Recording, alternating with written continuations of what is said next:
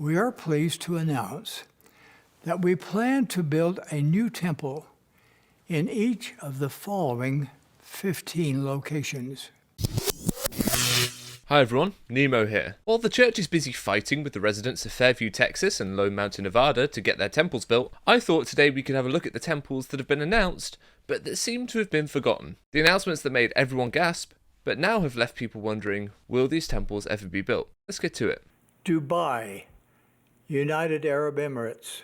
A temple in Dubai would be the church's first in the Middle East, following their first ever purpose-built building in the Middle East, the Abu Dhabi Stake Center that was dedicated in 2013. The plan for a temple in Dubai comes in response to their gracious invitation, which we gratefully acknowledge. Various government officials of the United Arab Emirates made statements online in support of the temple announcement, and the church's news release after the temple was announced gives a little more detail on the proposed temple site. The new temple will be built in District 2020, the future legacy site of Expo 2020 Dubai, after that worldwide event concludes.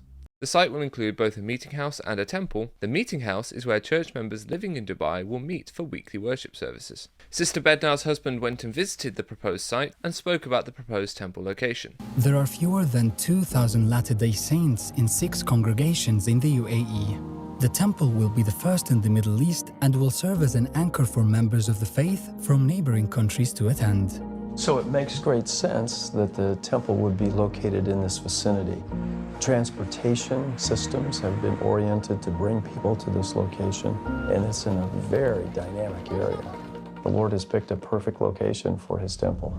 In 2022, we got an update from the National News UAE. In Dubai, there are plans to build a new temple in Expo City, Dubai. Announced in 2020, the building is still about 3 years away. Discussions continue with authorities about the plot and designs being worked to add the building to the 170 Mormon temples in the world. This gives us a completion deadline of 2025. That's next year, so for that deadline to hold true, I would expect the church has a location selected and must be very close to starting construction. The design should have been approved by now, as typically after a local government licensing department approves the design, it can take about 3 years to build. If the 2025 deadline is to hold true, the design would have been given approval in 2022 and construction would have started then. But maybe the church will be constructing it very quickly. Even so, if the design has been approved, I would wonder why we haven't seen it yet. I reached out to the Expo City Dubai press team for information as to where exactly the temple will be going and when construction may start, but as of yet, they have not got back to me. So this temple we may still see, as it's only been about 2 years since the Dubai Expo finished, and if we believe the 2025 date in the national news, we should hear an update from the church very, very soon. I'm not sure we can say the same for the next temple on the list. This temple was announced on the 1st of April 2018 to audible gasps around the conference centre. A major city yet to be determined in Russia. And given that 6 years later there has been no progress, you can be forgiven for wondering if it was just an April Fool's joke. But Elder Uchtdorf did talk about it a month after it was announced. Объявлено о том, что в России появится храм Церкви Иисуса Христа Святых Последних Дней. Скажите, пожалуйста, что это значит для ваших единоверцев? Каково звучание этого события для верующих в России, а может быть даже и во всем мире? This announcement is a historic one, and it's a beautiful one. We have around the globe 159 temples, and the number is growing. We have the dedication, that is the opening of a new temple in Italy, in Rome. And for Russia, it meant that up to now, if they wanted to go to the temple, they had to travel outside of Russia. And he also spoke to the members, telling them that the process will be slow. Now, of course, since the temple was announced, a full-scale conflict has erupted between Ukraine and Russia, which would likely make it difficult for an American corporation to build anything in Russia at this moment in time. And that's understandable. It's not like we could have expected Russell M. Nelson to see around corners and know what was going to happen. Prophets can see around corners. Okay. You might push back and say that Uchtdorf's statement that the process would be slow is prophetic and he knew a war would break out. But then, why didn't he share that information with the rest of us?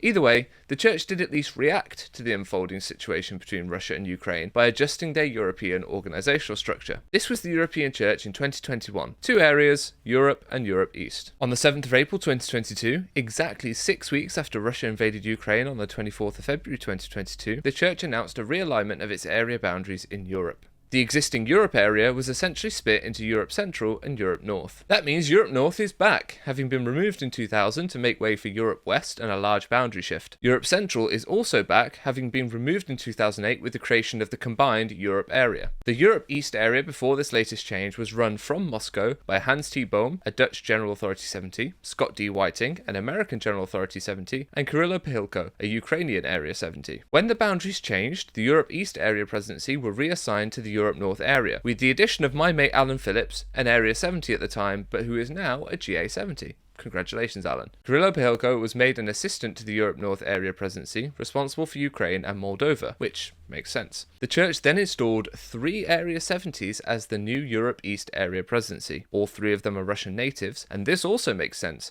given that the Europe East area was reduced to just 4 countries: Russia, Belarus, Kazakhstan, and Kyrgyzstan. Russia has essentially been put in a sandbox with Belarus, its ally, and with fellow members of the Eurasian Economic Union, Kazakhstan and Kyrgyzstan. It has been isolated from the rest of the church's European administration. And it's not just the geographical size of the Europe East area that has shrunk. According to Komora.com, in 2018 there were 23,300 members across 97 congregations in Russia. As of this year, the church is reporting just 5,101 members in Russia in 57 congregations. In the 6 years since the temple was announced, the church has lost around 18,000 members and 40 congregations. But that is not necessarily a barrier to building a temple in Russia, because the church is increasingly announcing temples in places where membership is in decline, such as Birmingham, where the neighbouring Lichfield stake was closed. And just this past week, in fact, the Woodsetton ward, which was a ward just 18 miles from the Birmingham temple site, has become a branch, having to bring in 3 families just to form a new branch presidency. And speaking of temples in areas of decline, as you're watching this, I'm in Ireland, scoping out a site for the Dublin Ireland Temple that I predict will be announced in the next few years. I predict this because, as with Birmingham, the neighbouring stake, or in this case the Limerick district, has been closed and merged with the Dublin stake. I've flown to Ireland based on insider info that this closure will happen. If it has, you'll be hearing plenty more details in the coming week.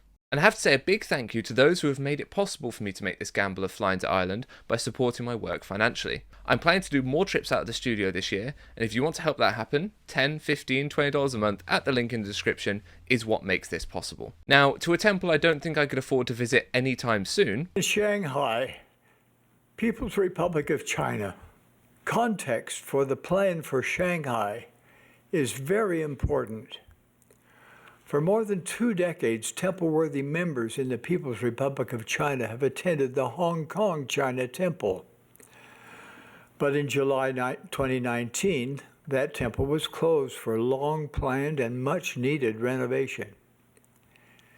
In Shanghai, a modest multi-purpose meeting place will provide a way for Chinese members to continue to participate in ordinances of the temple in the People's Republic of China for them and their ancestors. Expatriate and Chinese congregations will continue to meet separately. The church's legal status there remains unchanged. In an initial phase of facility use, entry will be by appointment only. The Shanghai Temple will not be a temple for tourists from other countries. Unlike the Dubai Temple, where government officials were celebrating the announcement online, the Shanghai Religious Affairs Bureau had a different take. I saw a message on Weibo that the Mormon Church is about to build a church in Shanghai. I am here to inquire and seek confirmation. Please reply in your busy schedule. Thank you. According to relevant Chinese laws and regulations, foreigners are not allowed to establish religious organizations or venues for religious activities within the territory of China. The information released by the American Mormons regarding the establishment of the so-called temple in Shanghai is without the knowledge of our citizens' religious department, and it is a wishful thinking of the American Mormons. Ouch. Why would President Nelson announce a temple that the local government has called wishful thinking? And is this why, 4 years on, no progress has been announced? Did President Nelson jump the gun and announce the temple before everything was in place? If President Nelson had not made such a public announcement, would whatever conversations they were having with the Chinese government behind the scenes have borne fruit?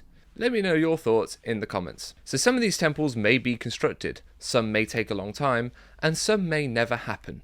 But what these temples, along with what we're seeing in McKinney, Texas, Lone Mountain, Nevada, Birmingham, England, and Edinburgh, Scotland, are showing us is that the church, and more specifically President Nelson, has fundamentally shifted the way temples are done. Gone are the days of careful membership metrics, of obtaining land and planning permission in advance, of waiting for temples to be built or nearly built before announcing more. Russell M. Nelson seemingly now just says, "We will build a temple here," names a place, and it's now the job of the temple department to run around and make it happen, even if the locals, or sometimes the local government themselves, do not want it.